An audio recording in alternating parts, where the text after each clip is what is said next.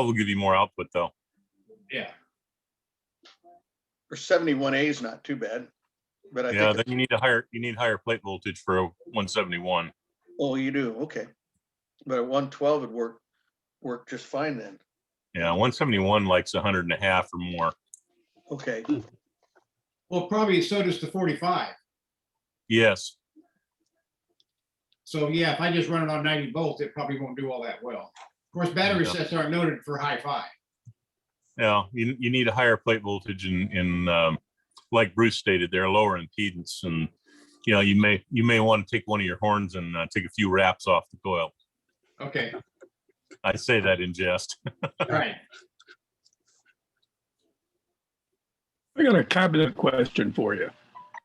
I got a box I built for my battery set that has the power supply and the transformer to convert to a 8-volt speaker or 8-ohm speaker, but it's ugly.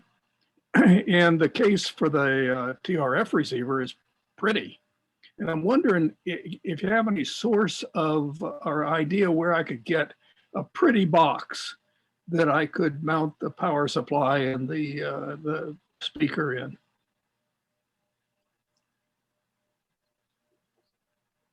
I'm trying to remember what power supplies looked like back. But they were just all, you just had a row of batteries. You had like two or three. Oh, I'm talking about a battery eliminator. Talking about a battery. You know something you might consider. Do you have a craft warehouse in your neighborhood? I'm in Oregon City. I don't not think a so. not a Michael's, but I know up here in Vancouver we've got craft warehouse, and they've got unfinished simple boxes. Oh, for less than $10, that power supply would fit in, and they look like a chest, or they look like a box, and they got probably a dozen different choices, and they're unfinished, so you can color the wood any color you want and put a finish on them and call them good. I built a couple of what are called hitchhikers radios in some of their boxes with a lid, and you might look at those. Okay, where are you? I'm in Vancouver. Oh, okay, across the river. Yeah, I'll look into that. And what's the place called? It's called Craft Warehouse. Craft Warehouse. Okay, I'll check and it out. I know they've got them there in Portland, a lot closer than that. I've never heard of them. Yeah, if you come up here, it's only about 2 miles from my house. You can come by and visit. they Is have it one near the in liquor store? There's one in Beaverton. Oh, You can that's come out and close. see. You can come out and see what a radio shop looks like with a Datsun parked in the middle of it. Yeah. Does that hold a bunch of I got gases? a question.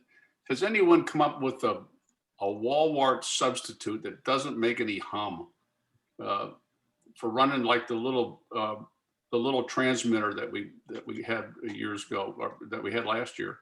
I still got one. It works great, except I can't find a wall wart that doesn't hum. Find yourself about a 25 volt, maybe 8800 or 10,000 microfarad capacitor and hang it across there, and it'll take that hum down to nothing. 8800, okay. Yeah, a big one. All right. If you're asking for 12 volts, 18 to 25 volt cap will do it. And I would say anything upwards and around 10,000 microfarad. And, they're $1 or $2. They're real expensive. Yeah. Most of the wall warts aren't very well regulated. No. Yeah. I think I took one apart not too long ago, and it had 220 microfarads. Yeah. And that just isn't enough. I've got a nice regulated one. I mean, 60 hertz is pretty well nothing. But the problem is it's like 400 and 500 kilohertz crap that comes out of it. It's awful noisy. The switching crap comes out. Isn't that when you use one of those transformers that they use for hospitals? Those they're supposed to clean up the 60 hertz signal. They take all the high frequency stuff out, and also it keeps you from feeding back into your home circuit too, I believe. You're talking about the solar transformers? Yeah, they've got some. Basically, it's a 1-to-1 transformer, and it has It has a filter circuit on it as well, that they use for hospital, on hospital equipment. Yeah, I Oh. would guess it's a solar type transformer, which kind of regulates the output as well as getting rid of a lot of the harmonics and crap. Oh, I see the car back there. My gosh. Two cars. Two cars. Yeah, no, I have pretty Datsuns in my car. Little Cool. convertible. What year? 69. Fair lady. Is it a 1600 or an 1800? It's neither. It's a 2000. It's the 2000. race car. I was close. Yeah, it's the big one though. The fair lady. It's a Fair Lady was a designation they dropped in 68, but it's the same car. I'll be darned. About 150 horsepower and about 1,800 pounds. It's a thrill ride when your foot's in it. Yeah. I gave my race car to my son, and now I've got my garage full of radios. Huh. Traded the race car for radios, huh? Yeah, but you had a real race car, That was Yeah. Chevelle, right? not a toy like mine. What was that, Lyles? It was a 68 Chevelle SS 396. Oh, Yeah, that's a race car. uh-huh. Had a Mine will go 130 on a good day with a tailwind. Yours is faster. had a Muncie 4-speed in it too, didn't it, Lyles? Say that again, Mike? It had a Muncie 4-speed in it too, M22, Yeah. No, Yeah. it didn't have an M22, just an M21. M21. Okay. The rock crushers were more, I don't know how common they were, but they didn't put them in the, well, I won't say they didn't put them in the normal cars. That's not the right term, but they didn't put them in that many, I don't think. No, they weren't real common, and they're worth quite a bit of more money. But Well, did the M21 hold up okay? yeah, they were good. They were good. I mean, if you could break I've seen people break anything with those Well, things. that's true. So In your line of work, you see people that'll break anything. that's right. But no, Right. M21 Muncies are a very good transmission, 4-speed. Yeah, my neighbor 2 doors down from me has a 68 Camaro, a 69 Firebird, and a 70 Chevelle. Nice. And Is all it- of the normal cars are parked out in the driveway. Is this Chevelle got a big motor in it? What's that? Is this Chevelle got a big motor in it or a smaller one? No, it's got the big engine in it, 396? 396 in it. I think I don't know what the Firebird has in it. The Camaro has a 350. What year is a Camaro? 68. It's an SS. Oh, That's a classic year. Mhm. Yep. the good motor on those was the 302. That they really made. 302 or 307? Huh? No, 302. They only made it That's 2 a years. Ford. No, they made Chevrolet made it 2 years. They put it Oh, in okay. Camaros only, and they put real super high fueler heads on that engine with what they called 202 slant plug intake valves in them. It was a real rocker. That 302 was extremely powerful. It would I remember that. That was a special engine. a very special engine, specialized. Chevrolet only made it 2 years, 68, 69. My neighbor has a 64 Studebaker, and it's got a 289 V8 in it. And, Right. Right. Yep. same thing. It's a Studebaker engine. Made the 289. Yep. And Well, that's a pretty car. A Turismo, I think it is. yeah, those are nice. They revved pretty good, didn't they? I think so. Yeah, the red line was way up there, I think. I know he took the engine out and sent it to Montana, I think it was, and it came back and ran a lot different than when he sent it. Yeah, that happens.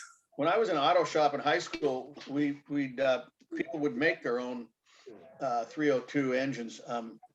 It was simply, let me see, it was simply a bored out 283 that was 60 over, and you could put 327 pistons in it. Wow. So it was a bored out 283, and Yeah. it came out to like 301 something or other cubic inch. And Yeah. I had You a had a more 289. advanced auto shop than we did. Yeah. I had a 289 in my Tiger. That was a fun car, as long Oh, as you yeah. were on a straight road. Didn't like the turn. Not really, but boy, it sure went from 0 to anything you wanted real fast. Uh-huh. It had a 289 HO in it, and that car only weighed about 2,100 pounds. Wow. Get Smart drove one, and it was the car he used in the early Get Smart series before they took his 289 away from him and gave him a Carmen Ghia. Oh, yeah. was Oh, Alpine. I remember that. 3,500 pounds and 65 horsepower or whatever they were. Pat would know. 53 horse, but depends. VWs came out with like a 36 horsepower up till 1960. Then they went to the 40 horse, and then they went to the 53 and 55 horse, engines. So And what year Ghia was it? I don't remember what he had, but I know for what they made up in lack of horsepower, they added in weight. Pat, what was that Pontiac that had the Cadillac engine in it that we worked on? Oh, my Fiero. Yeah, it's Fiero, that's right. Yeah, Fiasco. it's got the it's quite a car. it's got the Cadillac all aluminum V8 in it. It's from the North Star series. Yeah. Yeah. But that's sitting in front of my driveway right there because there's no place to drive it. I mean, there's no meets, there's nothing going on. Mhm. I remember when I was a kid, my dad had a Pontiac Grand Safari, had a 455 and a 4-barrel. And I think it developed 215 horsepower, and he pulled a trailer with it. And every third time he stopped for gas, which was about every other gas station, I would stop and get gas in my little pickup truck. But it had a disappearing tailgate, and that forced him to put like a 11-gallon tank or something in this car with this gigantic 9-mile-per-gallon engine in it. Oh, geez. You push the accelerator and it would That's make some funny. farting noises, but it didn't go any faster. Wow. Well, that was part of the EPA, wasn't it? That was Yeah, it kicking was. ass at that time. Yeah. It was a 72, probably one of the worst years. But as a kid that was about 10 or 11 years old, the only thing that was important about that car was that it had a 455 in it, and the neighbor's car has a Chevy and it had a 454, so we were bigger and better. Oh, yeah. Oh, yeah. That's the stuff that's important to 11-year-old Yeah, kids. that was. Yeah, well, you can't beat cubic inches, so you had No, you you had can't. the advantage there with that one extra cubic inch. So yeah, that's cool. Probably had a hell of a lot of torque though, didn't it? Yeah, I think it did. But Mhm. it was a big land yacht, man. It was a big car. He had a 68 Pontiac Le Mans with a 350 in it before that. And that was a get up and go car. That would you'd cruise down the road and you'd be comfortably talking to your spouse or whatever. You look up at the speedometer, you'd be doing 90. Mhm. That was a neat car. The horsepower they're getting out of today's car is incredible, though. It's crazy. Yeah, it is. Street driven with 840 horsepower. You can drive it on the street. The Dodge Demon. An amazing one. I spent a lot of time in the back seat of Jerry Hertel's Audi A8. And that's a car with 500 or 600 horsepower in it. And I've only been in the car once when he used it. To get out of a situation. He's a very, very good driver, but the time that he did that, I found myself plastered against the back seat. Oh, you were in the back seat, huh? Oh, Yeah, gee. yeah. Sonny gets the front seat. You can figure that one out. Okay. Yeah. Brian and I get the back seat, and Sonny gets the front seat. That's just the way the arrangement works. So my brother's got a Tesla 3, and anyway, from the Dalles, I was driving it on SR14 back to Ridgefield. And Yeah. you've got to think a little different when you go to pass. You pull out before hitting the throttle. You don't, normally you hit the throttle so it'll shift down and rev up and you've got a little time to pull over. But boy, on that electric car, I mean, it's there now.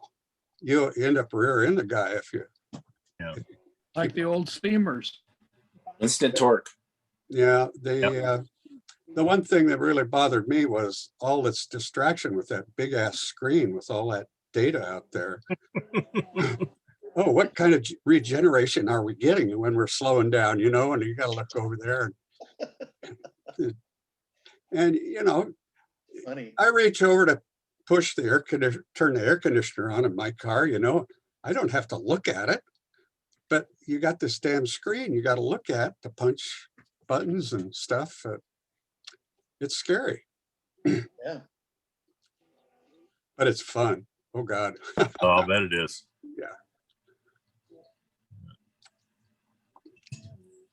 Anyway, his license plate is no exhaust. Oh, that's cool. Yeah. They're having a tough time with those cars in Texas right now. Are they? Yeah, nobody has any power. Oh, that's right. Plus, the cold temperature is not too good on the batteries. You lose a lot of mileage. Yeah. I think when they're soaked in water too, they're not real happy. Oh, probably not. Yeah. Like those Fiskars that blew up. 600 volts in water, you know, I mean. What's the problem? Just lithium batteries in water, right? Yeah. So my brother has solar panels all over his house, so he doesn't even charge it outside of the house that often. But anyway. I've lost power in my home 3 times in the last 20 years. I guess that's not too bad a record. No, that's not. No, that's a good record. Yeah. So you were out for a while this round? Nope. No. Not, Yeah, not I was out for 3 days on a generator. wow.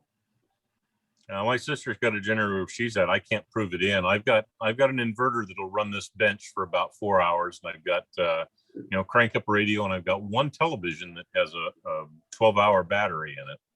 Oh, So I'm fine. We can entertain for so when I'm done running the bench, I can go in and watch TV. yeah. Well, Comcast went down along with the power, so I had to go over the air TV. Yep. And so we've got 2 over-the-air antennas here, and they do a fine job of taking care of that void. Mm-hmm. Well, yeah, you got 50 channels out there. That church by you lost 7 trees. There, Bruce. Well, when you guys rebuild these old ancient TVs, you have to put an adapter in front of the thing to pick up anything, don't you? Over the air. Yep. You do now. Yeah. For quite a while there was Channel 5, a low power analog station, but they quit about 4 or 5 years ago. Coin was still running an analog signal up until about 2 years ago. That's when you watched. But if you're going to do an old television, something that I showed Sonny how to do this, and he does it now.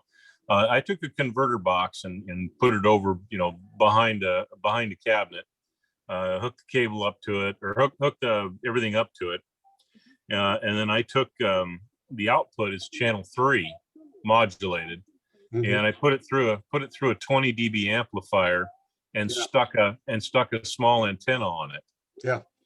And then the television sits, 5 or 6 feet away with a set of rabbit ears on it, and it works just fine. I watch anything I want as long as it's on channel 3. Right. And the remote control in my hand will change the channel behind the counter. So don't look behind the curtain.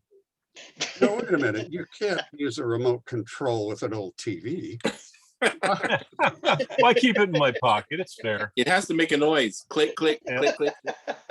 See, the trick is the only television I have in my living room is a Pilot TV 37, and it's got that little 3-inch screen, and everybody's bowed over looking at that. They can't see anything I'm doing.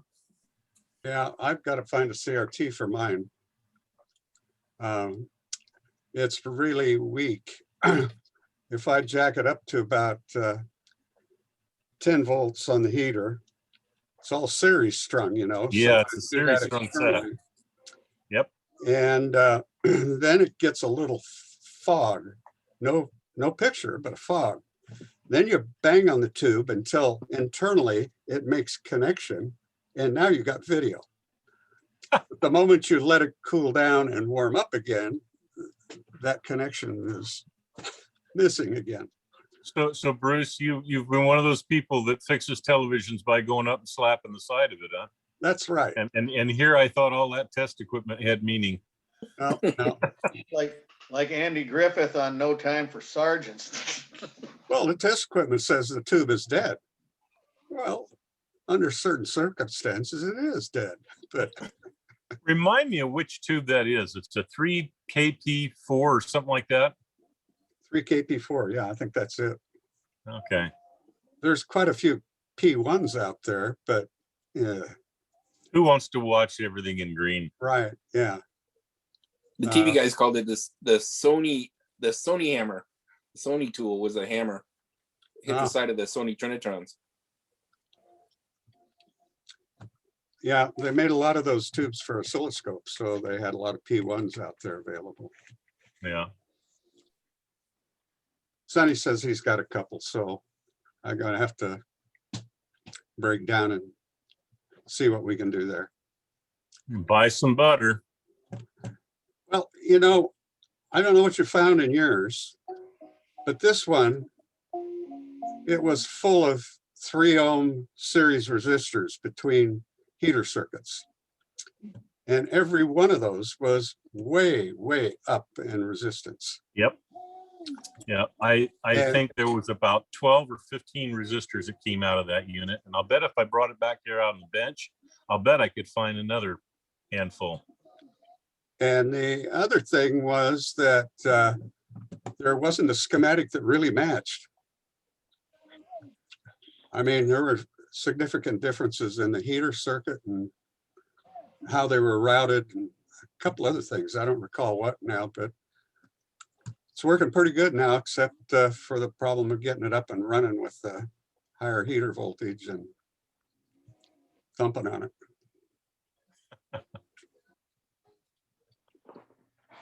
Mine runs pretty good. I was lucky with it. The tube was probably 80-90%. It didn't have a lot of use. So it's got a pretty decent picture. They don't have much cathode voltage, Yeah, I'm wondering whether, or excuse me, anode voltage. yeah, I'm wondering whether those tubes ever did have much life, you know, in comparison to modern CRTs. Oh, I doubt it. I mean, it was $100 television back in the day when everything else was 3 times that. Well, $99.99. Yeah, that's right. But back then, you didn't watch TV for 18 hours a day. You probably only had it on for the news or for your special show and then the news, and then you went to bed. So you watch 18 hours a day, Lyles? No, I don't. You gotta His watch, grandkids do. Some people have theirs on all the time, though. well, yeah, but you come home and then you gotta watch the news, and then you gotta watch, you know, Ed Sullivan and the Lawrence Welk show and all that kind of stuff in the evening. That's right. And then that was about it. Well, now you got OPB and Nova and a bunch of interesting stuff there that takes care of Lawrence Welk and Right. You got Johnny Carson. The Mitch Miller. Yeah, Sing along there's with no it. replacement for Johnny Carson. Hell, Well, guys, I bought 6,000 capacitors to see this evening. all right. Mm. Nice. Anybody needs any 0.0039, 0047, or 0.033s at 630 volt axial, let me know. I got 2,000 a piece coming. I might. I'll have to check. Those are good values. Might need Yeah. some. I have a question here. Yeah, go ahead. I got an update. Oh, okay. If you guys remember that we did the oxalate acid on a radio that I had. So I just wanted to show you guys the results. Oh, yeah. This is the Philco right here. I touched it up. This is actually a full finish and was kind of missing, you know, and stuff. So I touched it up with paint pens, and then I went ahead and put some satin gloss over it. But this is the top here. I don't know if we can see it, but if you remember from the picture I had, it was all blackened and everything. So after the nice. oxalic acid, Pat, oh, thanks. And, I removed all of the, sanded it down, removed all the, the white dust on it, because you don't want to breathe that or get it on you. So I had to remove all that, but then I stained it and I think it came out pretty good, but you can see all the black marks. They're all gone. So appreciate the help on that. And I got the oxalate acid from Blake, but he doesn't have any more. hey, Pat, I'm not getting any audio from you. All I get is any video. All I'm getting is Pat audio only. Well, you Oh. better switch pages. Yeah. He's there. That looks Sorry. awesome, Pat. That looks Oh, really thanks. awesome.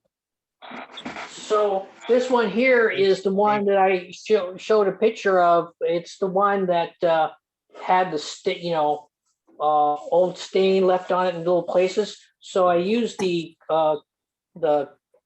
strip tease.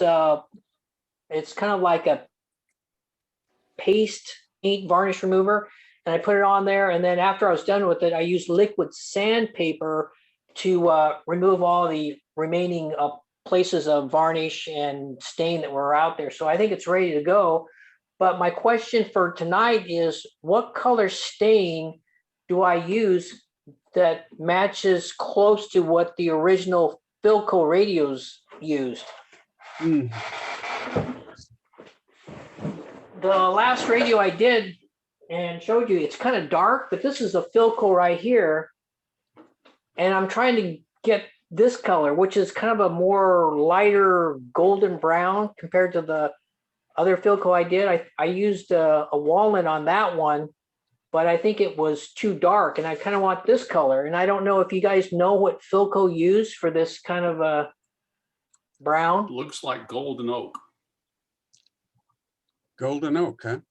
It looks like it. Yeah. I've used golden oak before, and if you don't want to change the color a whole lot from what it looks like, it just darkens it a little bit, makes it a little more yellow.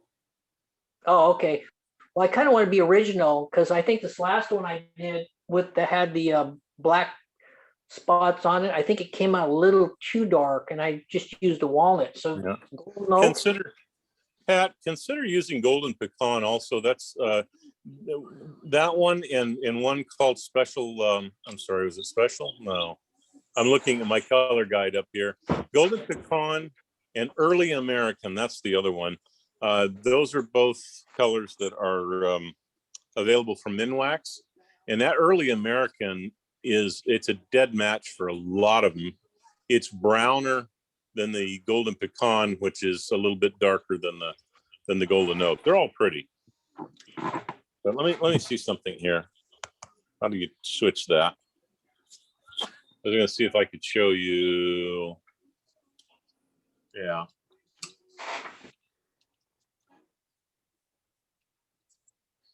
I don't know if you can see that or not. Oh yeah, I kind of like the golden pecan. I think that looks kind of like the. So Blake, have you done Philco's And this is the other one right here. Is this one, this early American? I use a lot of early American on the radios.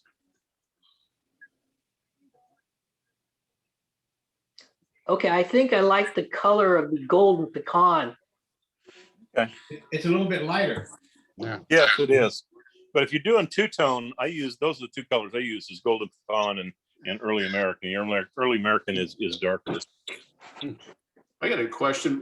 You get these radios that have got a black trim around them. I'm really dark. Is it painted? I haven't been able to find a stain that'll do it. Typically, it was just black lacquer paint, Yeah.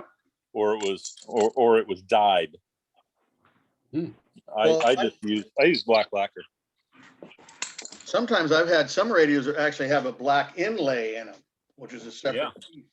And you can use a lacquer pen for those. You can go get a Cermarx a lot.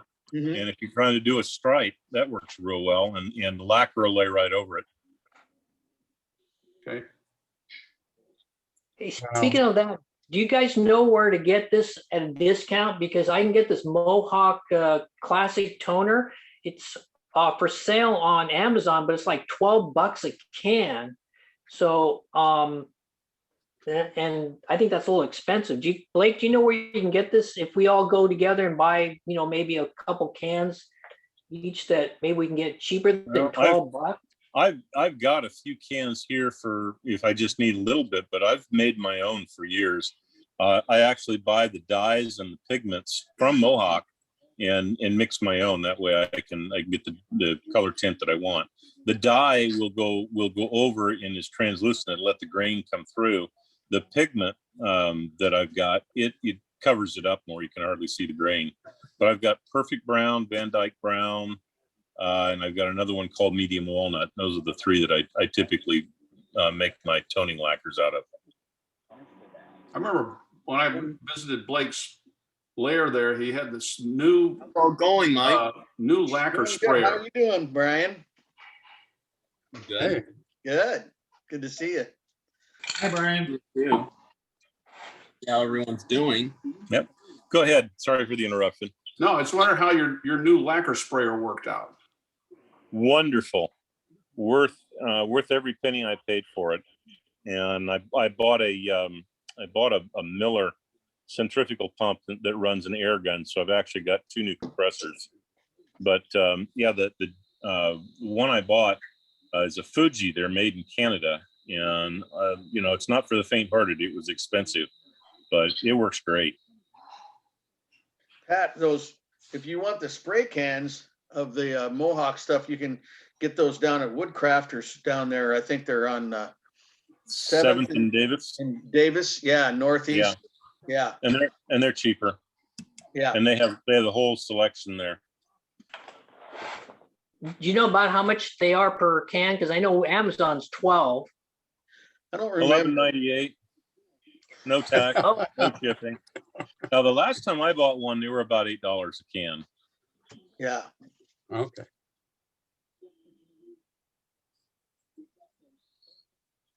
Yeah. Sometimes Amazon, the prices are higher, and then even though you're supposed to be getting free shipping if you got Prime, they're not making up that difference. You got to watch it. They're out there to make money. Yeah. Oh yeah.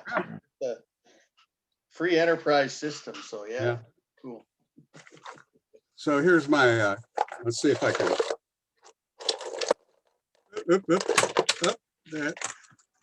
That's the capacitors that got replaced in that little TV set. Oh my gosh. Wow. A pile of them. Yeah, there is. And those are 3 kV capacitors, the big ones. Yeah. All leaky as can be. You guys familiar with this service cement? Yeah. This is DC. It's been around for years. I've got some. Amazon gets $18.50 a bottle for that now, and I can still order it from Antique Electronics Supply like I did 35 years ago, and I think it's up to about $7 a bottle. So yeah, you got to be kind of careful with Amazon. Yeah, you do. Wow. Amazing. Yeah, I'm working on a radio that's an ivory plastic radio, and it's got some cracks in the side, which are glued together, but you can still see the cracks because they're black. Is there a way to get like touch-up paint that'll fill in those cracks so it's less obvious?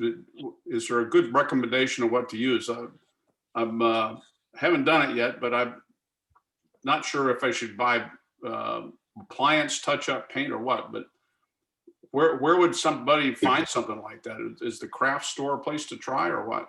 What kind of glue was used there? It's put back together with super glue. Okay. But the edges of the cracks are still quite visible. What is the material? Pardon? Is it plastic or metal? It's plastic. It's not Bakelite. It's plastic. Okay, plastic. I've used, believe it or not, I fixed a this was a Bakelite, but I think it would work on plastic too. You can either use, Bondo's kind of hard for a crack like that, but I've used, actually, believe it or not, JB Weld. And don't use the quick stuff, use the regular JB Weld. And then you got to just fill that in and push it in there. And then, of course, let it dry. And then you just sand it until it's smooth. then of course it'll be, it'll cover that crack and everything right up. I used that one time to fix somebody recommended it, Sonny or somebody, I can't remember, to fix a crack in a Bakelite radio. Yeah, it's an ivory color. That's kind of the problem. But JB Weld yeah. I've got is gray. Yeah, it is. Could you- It's gonna be gray when you're done. And If you sand it real lightly, will some of the ivory hang into the glue and kind of cover it up? Yeah, it's got to be filled. It needs need like a Bondo job or something. I mean, it's Oh, there. I was gonna say, if it's really small, you can go underneath where the chassis mounts, if it's the same plastic cabinet, and get yourself some plastic filings off of the cabinet, either by scraping with a razor blade or with sandpaper. And then you can mix it with a little bit of I would say maybe acetone or lacquer thinner, and make yourself just a little bit of goo. And then you can lay that goo down across it and meld it in, and then lightly sand it until it blends in. It's a lot of work, but it's the right color. Yeah, I didn't know whether to try something like fingernail polish, but that's too thick. And anyway, I'll try that, Blake. That's a good idea. And take it from the inside of the cabinet where nobody will ever see it, underneath where the chassis would be, and just scrape up yourself a little plastic, melt it, and it'll make a goo that's almost like bubble gum. And you can spread it on with your finger and then sand it down. So acetone usually cut that stuff then, right? Yeah, acetone and lacquer thinner, some aggressive solvent. Don't use paint thinner, that's not strong enough.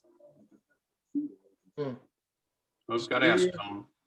you use a razor blade to kind of scrape over it after? Yeah. So it smooths that out a bit more?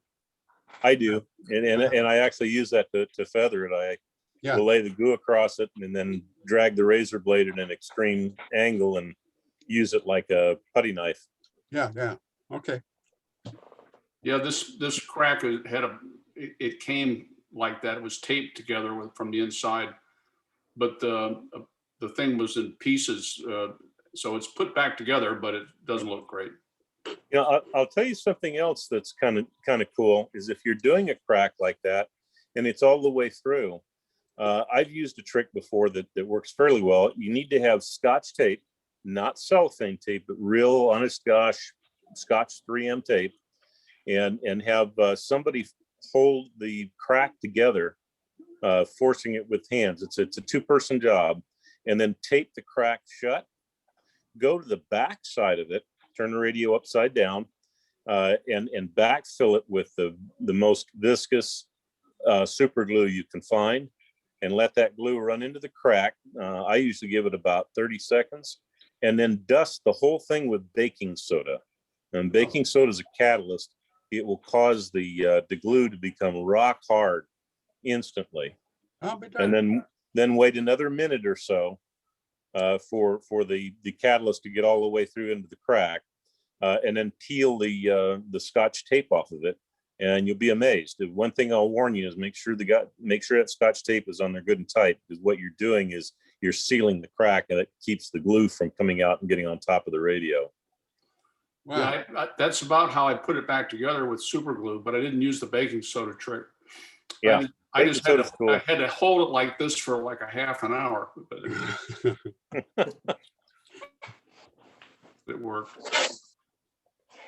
Well, you guys, the other thing you can do is do like what Esteban does. He goes ahead and he repairs the Bakelite or plastic, and then he paints it. And so I wanted to show you one of his jobs here with the customized paint. And I think this is just absolutely gorgeous, but this is one of Esteban's work. Can you see the marbling and the paint and everything?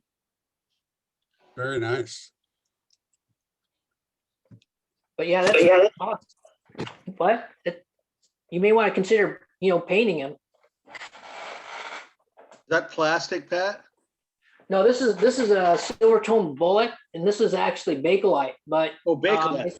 Okay. Yeah, but you can repair plastic or Bakelite. I think Esteban is the expert on that, and he's painted all sorts of radios, and they come out really great. I'm okay Hey, on here's- chassis, but on, Here's another one of Esteban's radios. nice. But yeah, he gets the marbling in real pretty. Oh, wow. That is pretty. Mhm. That goes all the way back to WRNO. That is a Debbie Hillman radio. And I can guarantee you the chassis on it looks just like the cabinet. Her and her Q-tips and her matte blue magic. She made those things look like chrome when they were done. I'm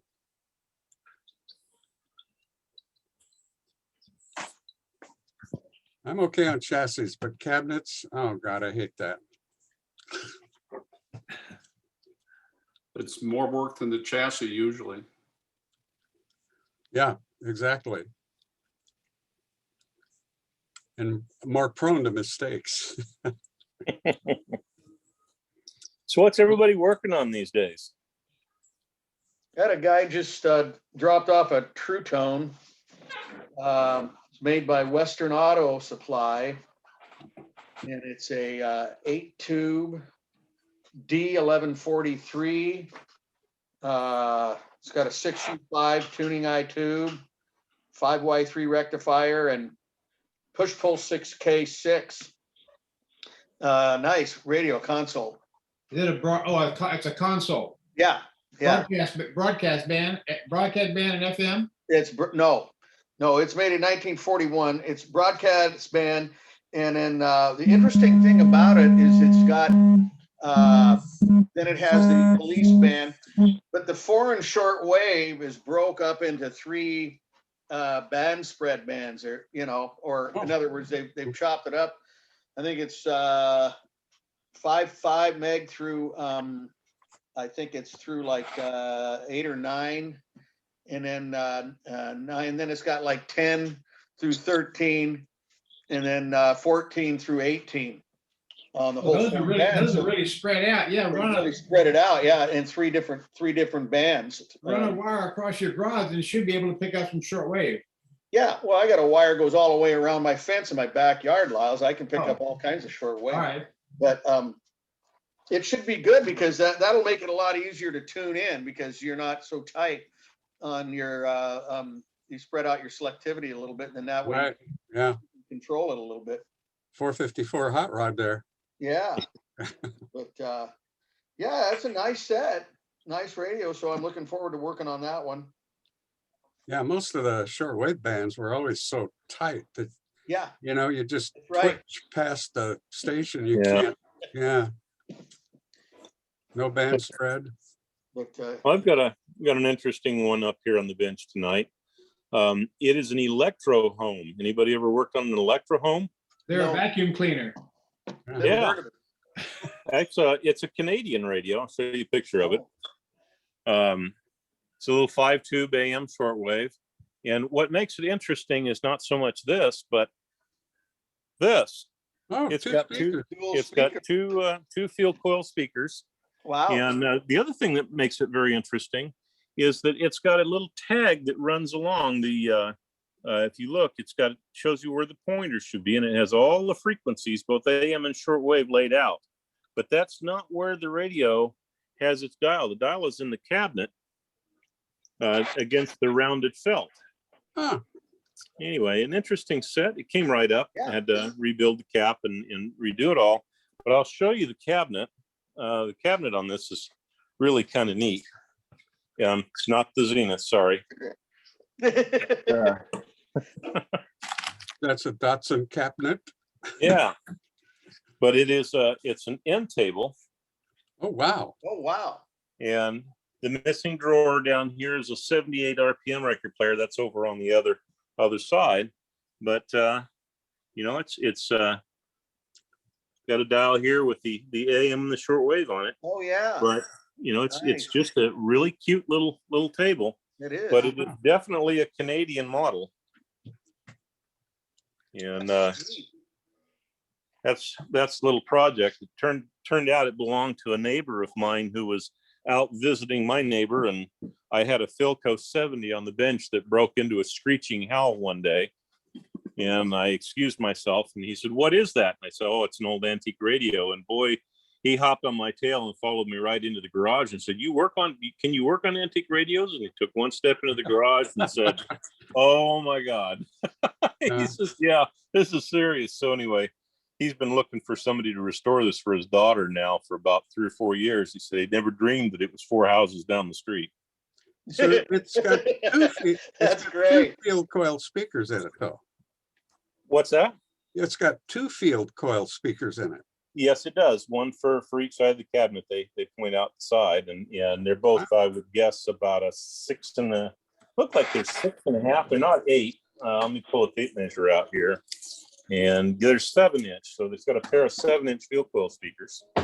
So the field coils, Blake, now how are they put in the radio, or are they wired in series or something, or how is that done? You know, that is an excellent question. And the schematic just happens to be right here next to me. Okay. They are wired. I was going to ask that same question. You beat me to it. Look here, 6x5. They are in series. The both the series, both the speakers and the field coils. So the field coils are they're in series, and the output from the output transformer goes parallel. So they're connected parallel to the speaker, and the field coils are in series. So there's no capacitor between the 2 fields? No. Just straight series, I'll be darned. Huh. Yeah. Just series inductors. That works. Yep, right straight off the plate. It is a capacitor lead. It's got a 40 microfarad at 450 volt directly off the cathodes, which are tied together, 6x5. And it goes through the first coil, through the second coil, and then a second capacitor. So it's a standard Pi network. It's just got a double coil in between the 2 caps. Interesting. Interesting.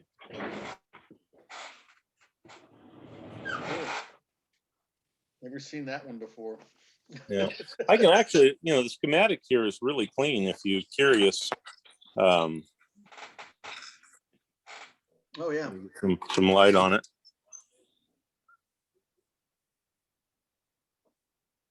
You can see the output right there coming out of pin 8, comes over to a lead cap, and right through the coils, and then you got another capacitor up there. Oh yeah. Anyway, interesting set. That's something you see every day. Always something different over here. The only person I know that gets into weirder sets than me is Mike. Yeah. What kind of crap does he send you? He's really nice about it. He doesn't send it to me. He brings it over and comes with it. So Okay. we both get to work on it.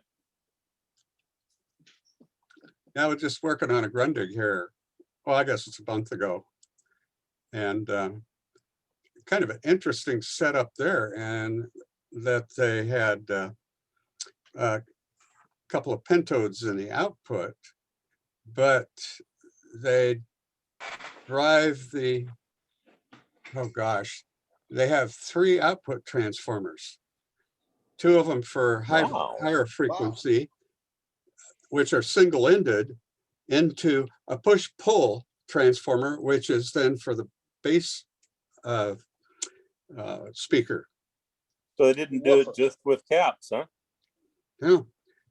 Well, the high frequency or the low frequency push-pull, they do have a capacitor across it to direct more of the high frequency to the single-ended left and right channels. Okay. But yeah.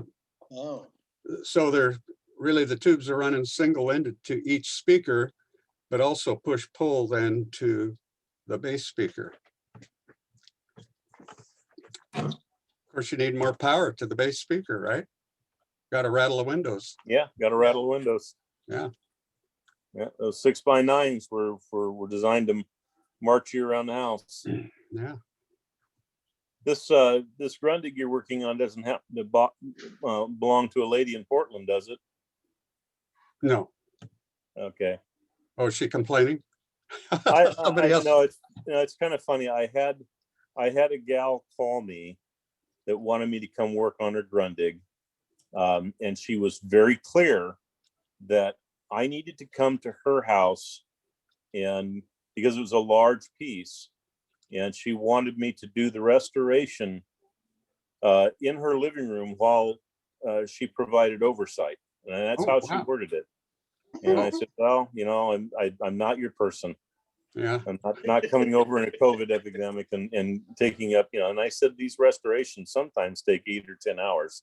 Yeah. And she says, well, I'd want you to do it in one shot. I want you to come in. I want you to fix it. I want you to fix it right. And she says, and I don't expect you to charge me a ton of money for it either, because last time I had it worked on, she said it was $40 and out the door. Oh yeah. Okay. I told her to call you. Yeah. No, I'd let that one go. this was a tabletop. I did. I don't deal with consoles in my basement. No, I don't deal with cabinets in my garage. The guts come over. I've got a couple of 2 and 3 tube Crossleys, regeneratives, that I'm gonna get down from the shelf and work on, I think. Oh, those nice, will be fun. Lyles. Those are nice. They work surprisingly well for what they are. Like model 52 or? Yeah, 50, 51, 52, and then I've also got a 3 tube, but it's in a bigger cabinet, but it's still, they're still, you have to run them off of batteries. Yeah, right. I have a Sears Silvertone Model 10. That's a Crosley 51. Oh, okay. I've never seen one of those. So Silvertone was buying Crosleys then, or Apparently at one time. I'll be I've darned. also got quite a number of Monkey Ward's radios that were made by Tresco. I've got a lot of Tresco and Tregola radios here, and the airline Deluxe and the airline forget what the other one was called. They're basically 1 and 2 tube, sets. They made 2 models, one for dry cell and one for O1As, but had a good number of those. Yeah. And they work okay. Good. What amazes me is a Crosley pup. Has anybody ever sat down with one of those with the right tube in it and hooked them up and used them? Those are amazing radios for what they are. Do they work really good for what? They really do. And the fact that the tuning is on a screw gives them really fine tuning. They work better than they work better than a 50, which is kind of the same radio. It's a 1 tube. Are they a regen? Oh yeah, they're a regen. They've That's got what I thought. Okay. the grid. Yeah. The grid leaks hangs off the back of the radio, and it's got a book capacitor inside. But the whole thing is on a screw apparatus. So instead of having 270-degree turn, you've got 20 turns. Yeah. Yeah, my 51s, 52s are going to be that way. Yeah. Do they all use headphones? Book Yeah. capacitors too, aren't they, Lyles? They won't run a speaker, huh? Yeah, you won't get a Crosley pup running a horn unless you live across the street from the radio station. Oh, right. But I've got a 51, which is a 2 tube variant. I've run a horn on those on local stations. Well, either a horn or an Atwater camp battery speaker, they'll run like a 500 ohm or 1,000 ohm or something like that. Right. They'll do that just fine. Yeah, you can run them. You can run them on one of these, and they'll work fine. Yeah. And what impedance is that? Is that 1,000 or 500? I got mine out and it measured 500.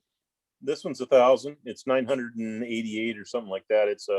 It's my test speaker. Can't have it in the house because it's got a hole in it. Mine's 500. I wasn't too sure if that was correct or not. I've got others. I've got what model is it?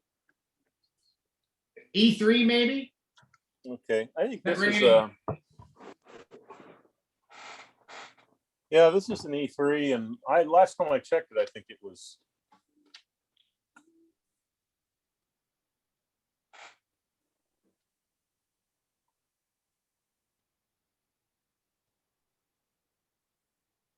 Well, So anybody get their used, shots used yet? to re-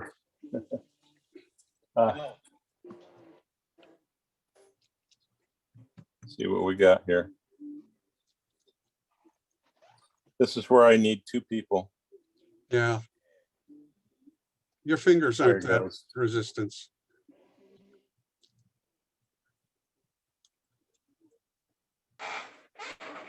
In the meantime, Yeah. this is the Crosley I'm About working on. 950 this time. 950? Yep, 950 on this one. Okay, thanks, Blake. So Pat, you got another radio there, huh? All What do you got, Oh. Pat? fixed Oh, up? well, other than that, Phil called that I got to get the golden pecan for. This is another one. It's a little Crosley cathedral, and working on this one. Oh, that's cute. That's nice. Looking pretty good. Yeah. Yeah, well, it was pretty bad. Somebody had spray painted it, and it Oh, just God. needed to be totally stripped and stuff. So just another project that I probably had that I don't know how many years, and with the pandemic going on, I got nothing else to do but sit around at home. So I'm catching up on all these projects that are several years old. What about you guys? Aren't you guys digging out projects you've had for 5-10 years So and Pat, finally working on them? so Yeah, I Pat- am. That's what I'm doing. So Pat, aren't you working online? No, I got called in to see the vice president of the company, and after that I was let out the door and wasn't even able to come back in and pick up my briefcase or my coat or anything. They just right out Whoa, the front door. whoa. Oh, That's no. not nice. Well, that's the way they do it for IT people. They're afraid that I'm going to go in there and I'm going to, hoodwink the system and, mess up a lot of stuff. So pretty much anyone in the IT field knows what that's like. You just get escorted out the door and that's it. Uh-huh. Wow. My 3-tube Crosley is about 1 foot square in a wooden case. And I imagine the back of the case is for the batteries, so I'll see how that works. Well, we can't see it. I know, Oh, I don't boy. have it with me. I may have it next week. Well, some of those 2 and 3-tube Crosleys are just, they're like only 5 or 6 inches deep. There's no Yeah. place for the batteries, but this one must be the deluxe model. It's got space to put the batteries in. So Blake, you got a shielded tube there. I have an unusual tube here. This is a CF3. Let's see if I can get it up here a little closer. You can see that the base pin is very different.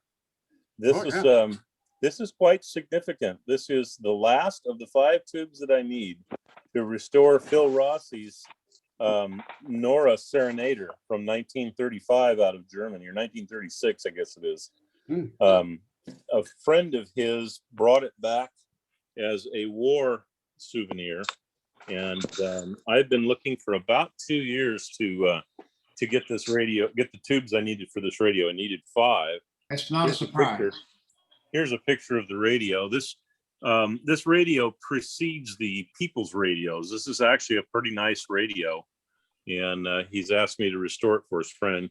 Gary will get the cabinet here in about a week, but I spent the better part of 2 years locating the tubes for this. It is a there it is. It's a GW68 Serenade or something like that, and How many tubes? it's a 5-tube radio with a ballast lamp in it.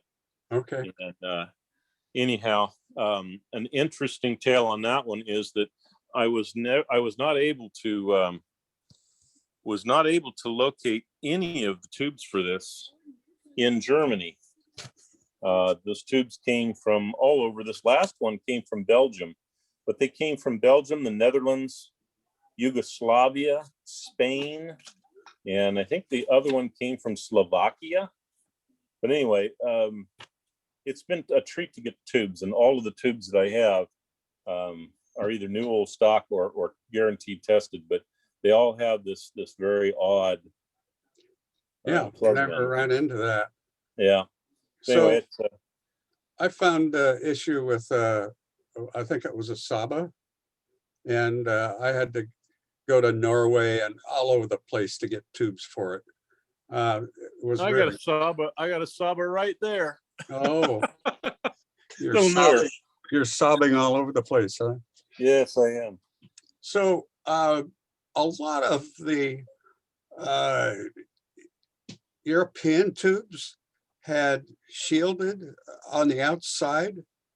Do you know why? I mean, here we put cans around them if they really needed to be shielded. Well, you know, Majestic didn't. Majestic had spray shield tubes as well. You've seen those, haven't you? Yeah. Mm-hmm. But yeah, this thing here, it was pretty fun getting the tubes. I got one here that's a Telefunken, and another one that I got was actually a Tesla Uh-huh. Nice. tube, and then this one, I like this one. The writing on it says Achtung. Yeah. But it too is, you know, it's the same thing. It's a Danger, radioactive or something. Yes. Yeah. yeah, this one, take it out very carefully. Oh, wow. It's the same Oh, that's same thing sweet. with that same base. Mm-hmm. I'll have to look at my blow pump. So how does that plug in? Well, I'll show you. That's a really good question. I asked that myself, but if you look carefully, hopefully you can see this. You got to find the. But if you look very carefully at the on this side over here, Uh-huh. there's a pair of slots cut into it. Can you see those two slots? Yeah. So you've got a pin, a slot, and a pin. Those two slots, when you put it into the bottom, it'll pivot on this centerpiece, and then it'll find those two slots and lock in. So that registers it. That's how it registers it. So then what holds it in place? Well, it's actually sitting, the connections on those are not to the bottoms of the tube as you might think. They're actually, the connections are to the side. So you're actually pushing it down into, when it sits, it's fully seated. It looks like this, Okay. and you have to pull it out. Okay, so it's spring loaded from the side to make the contacts. Yes, correct. Okay. So how do you test that tube? Very carefully. Yep, very carefully, because they're hard to come by. You know, Pat, I don't have a tester, and I don't know anybody that does that'll do the German tubes from the 30s.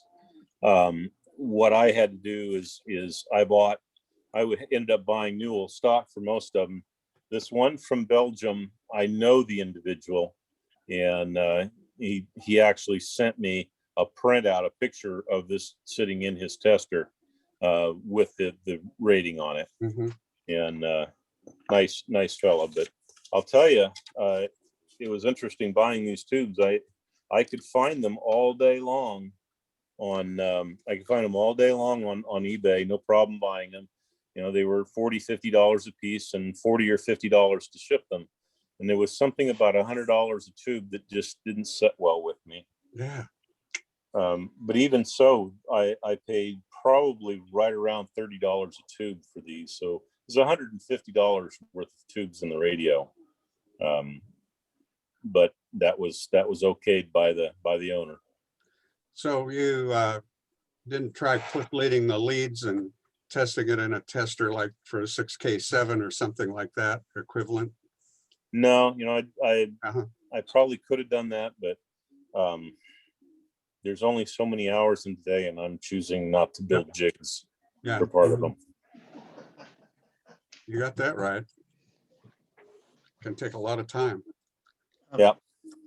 Blake, Well, you need a curve tracer. Blake, I have a friend with a curve tracer. yeah.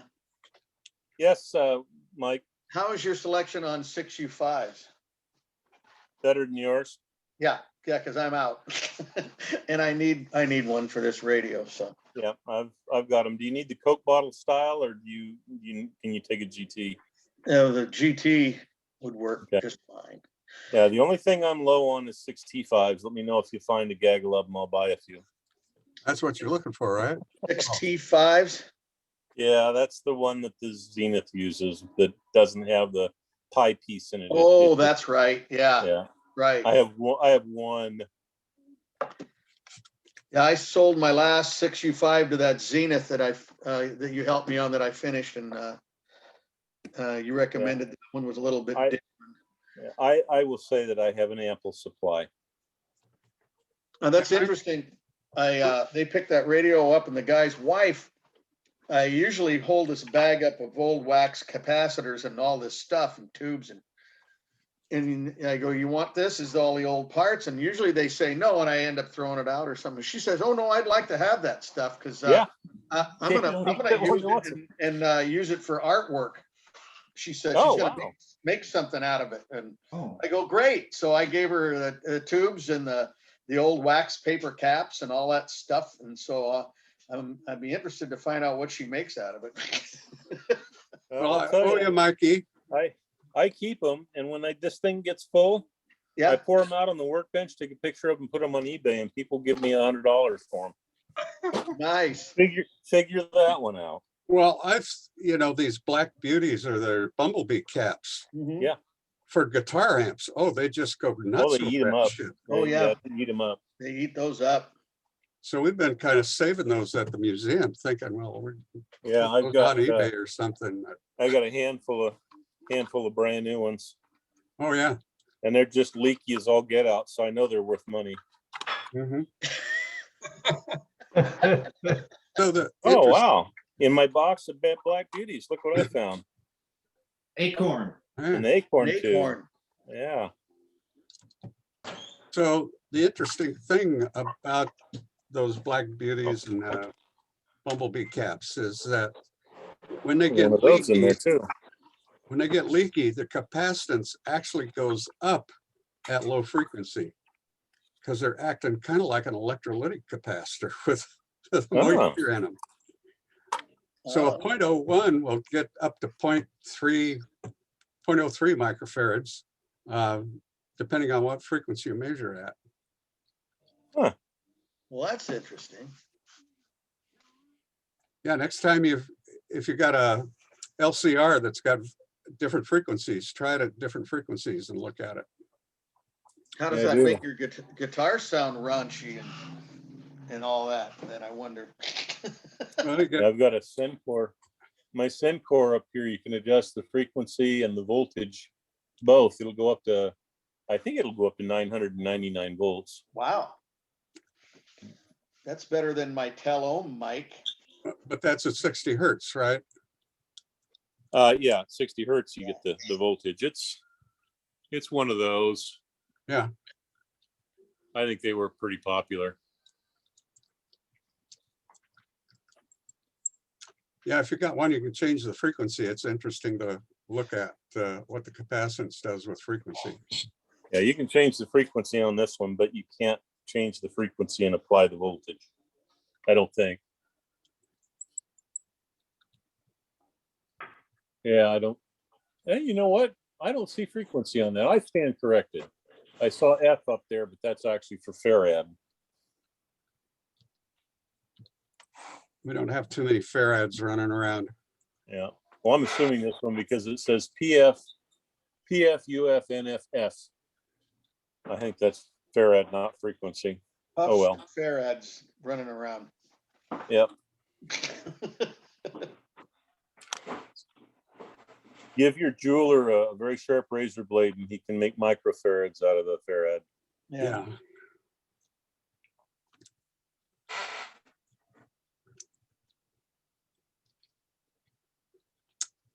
Gentlemen, I have to go. Okay. Live long and prosper. Take care, Rick. Care. Oh, hey, I think hey, Rick. I'm gonna bail too. Well, Hey, you no, wait guys, a so minute. what about the auction? Before you guys go, you guys want to do the auction real quick? Oh, Let him go. Let him go. You might want something, Lyles. You never know. Well, let me do this really fast. None of these are very, I would say, nice radios. I'm not trying to talk them down. I'm just trying to be honest. And mostly for parts. but somebody might want, the parts off of some of these things. The first item is a Tusca receiver type 300. And I'm guessing this is going to be somewhere from the 1920s. What's the name of it again? Tusca, Tuska. Oh, okay. That Okay. was a good brand. It's It a looks three-tube homemade. set. Yeah, Tusca was a big brand. Yeah, Okay, it was. all right. Too bad it's not a 220. One thing about it is the lid. Here's the lid. The lid is broken back in the back here, but it's still there. Kindling. You can have that. Let me show you the inside. There's only one tube in this left. It's a 3-tube set. So there's 3 sockets. And I think the reason that tube is in there is because when I checked it, I could not get it out. And so it's an 01A, and it might even be good, if you can get it back out of the socket, because it's stuck in there. It's one of those you have to rotate the pin around to get it to come back out. Looks like a regenerative. Yeah. So, but looking at everything here, it's got the capacitor on there. It looks like a single variable capacitor, and then it's got a 2-way coil and 3 tube sockets and a tube, and then all of these items that are going to be on the front if you wanted to get some parts out of it. So there's no reserves on any of this stuff. So anything, we don't want to take anything less than $1. Looks like it's so all there. Entertaining any bids on that? Looks like it's all there. Yeah, it's all here.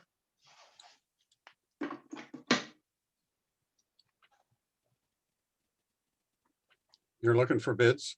Yeah. Anybody want to bid $1? Sounds Sure. like you're gonna be keeping it.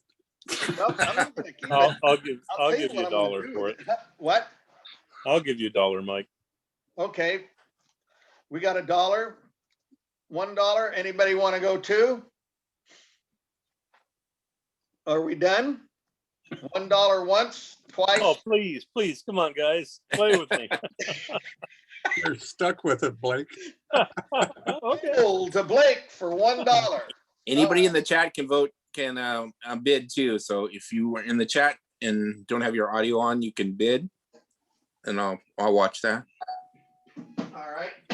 Yeah, watch that, Franklin. This is item number 2. Is a. There we go. This is a radiola, 2-tube radiola, and there's no cabinet. It's just the chassis. It comes complete with a schematic right here. The schematic is actually, I think the schematic's not too bad. And this is it. If you can see it, I'll turn it around. See the front of it. Right there. Is that, if that's the front, I'm not sure. Tilt it back towards you. Is there a Okay. panel? Oh, like this. Oh, Yeah. yeah. Oh, I'm sorry. There we go. That's more like it. Has a couple Ooh, I'll of give you holes. $1. I'll give you $1 for that. Okay, Pat's bidding $1. Anybody want to go 2? No. Anybody want to go 2? No. No. $1 going once, $1 twice. Sold to Pat Kaji for $1. All right. Well, I feel better now. Thanks, Pat. Oh, no problem. This next one is a little better. It's an Atwater Kent Model 20. Where's our Atwater Kent guy? I'm right here. Yeah. Oh, hello. I've got my share of Model 20s and your share too. Ooh, Yeah, come on in. I saw you leave There the we meeting. go. All right. All right. Oh, that's nice. Atwater Kent Model 20. It's not in too bad a shape, really. That's a 20C for It's a compact. 20C, By radio. according to Lyles. We're going to start in the dollar. Here's Oh. the rack. Oh, nope. Come on over. They're doing it now. Out of shape on this one. Got 5 tubes in it. Fix this one up. That's a 20 compact. Yes. 20C. Yep. How's it going? And it looks like it's a 4-tube set. Is that right, Lyle? Should be 5 tubes. Not this way. Yeah, oh yeah, it is. There's one that goes down inside a coil, right? Well, it's not supposed to be in a coil. It should have 5 tube sockets, and it does. It does. That coil is another thing. Oh, I don't know what that is. Oh, Well, it yeah. might be a tuning. It should have 3 tuning coils, Whoops. so it might have just come loose in there. yeah, I think so. What was your question, John? I'll start you out at $1. Those are nice radios. They You are. can actually play them. Yeah, and it's got enough tubes, you can drive them through a speaker. So Franklin, you're going $1. Anybody want to go $2 on this? Sure. Ooh. Okay, Blake's got $2. Anybody want to go 3? I'll go 3. Pat's going 3. Anybody 4? I'll go 5. Anybody want to go $5 on this? Okay, we got Blake at 5. Anybody want to go 6? I'll go 6. Franklin at 6. Anybody want to go 7? $6 on the bid, or anybody 7? $6 on the bid. Anybody 7? Are we done? $6 once, $6 twice. Sold to Franklin for $6. Oh no. The case looks pretty good. Yeah, this one's not bad. All right. Let's see, how we're gonna do this.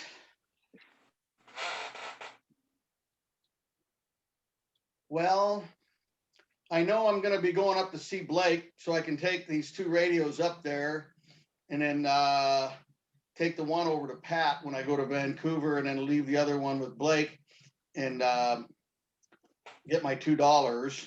Then I'll get that. Feels good. Not my $2. It's $2 for the club. And then Franklin, we'll have to get together. I still have your tube tester and your other Variac. And so I need to get those to you anyway. Sounds good. And get $6 for the club to give to Ed. Okay. So, Sounds good. All right.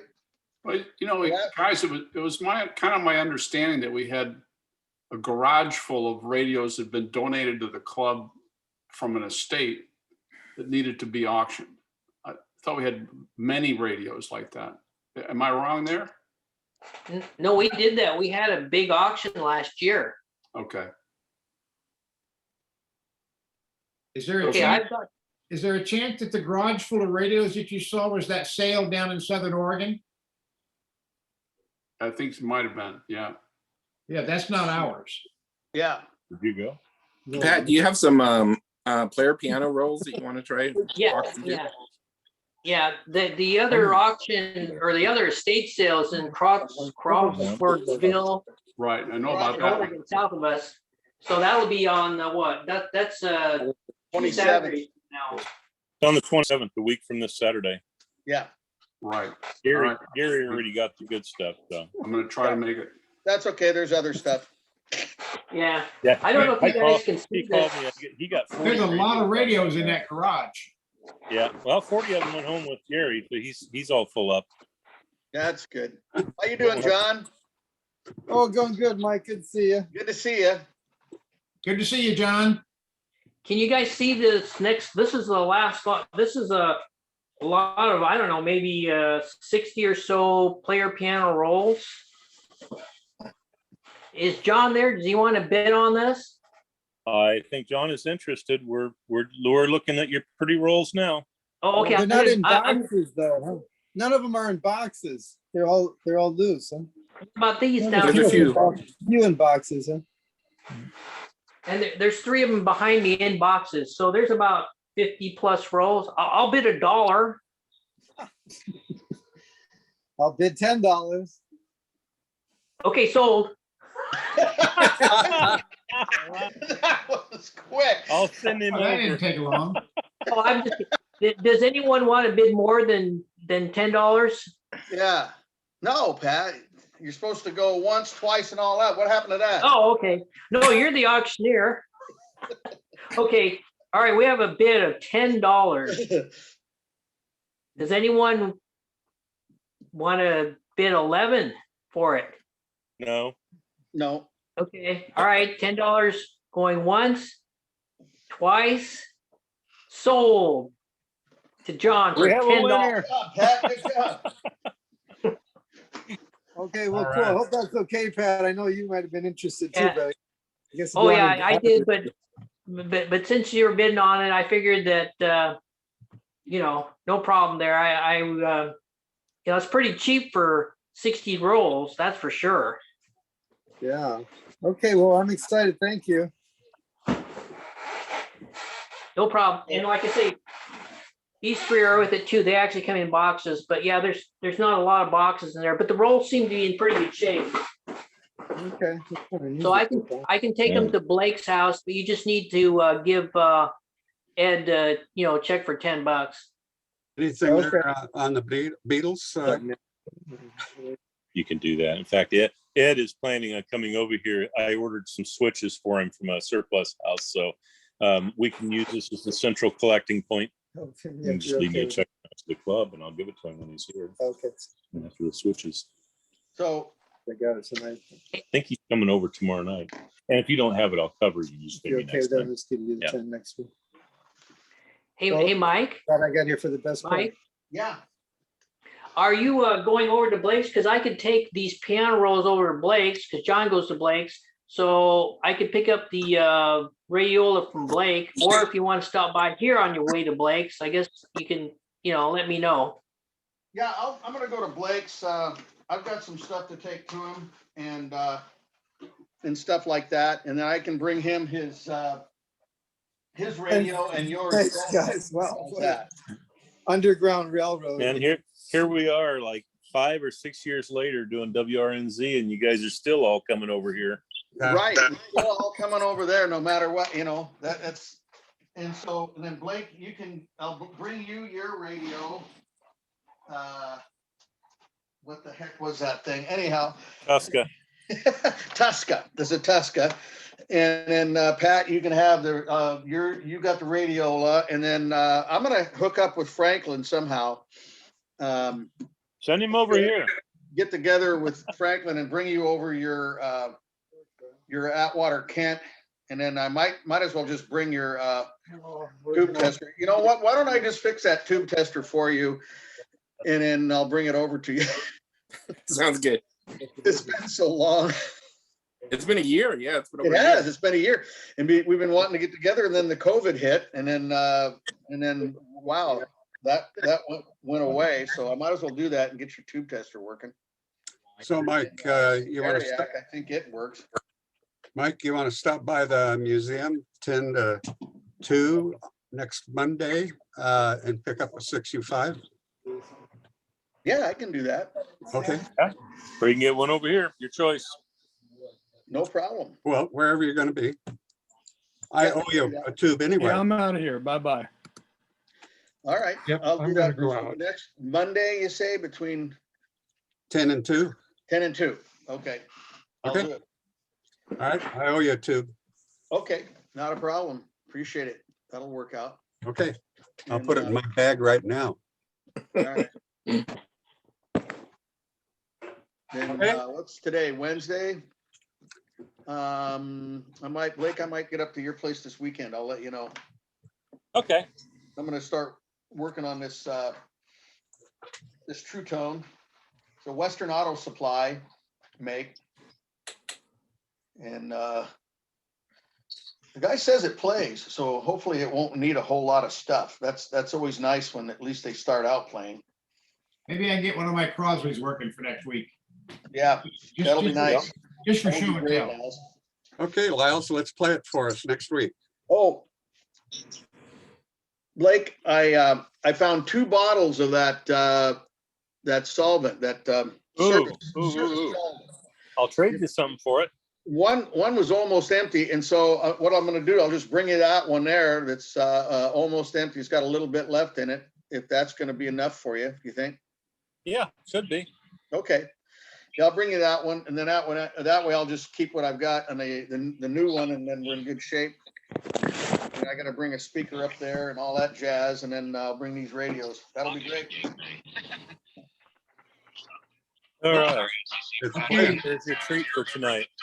Good night, everybody. Good night, everybody. Good night, Okay. Miles. Night. All right, I'm out.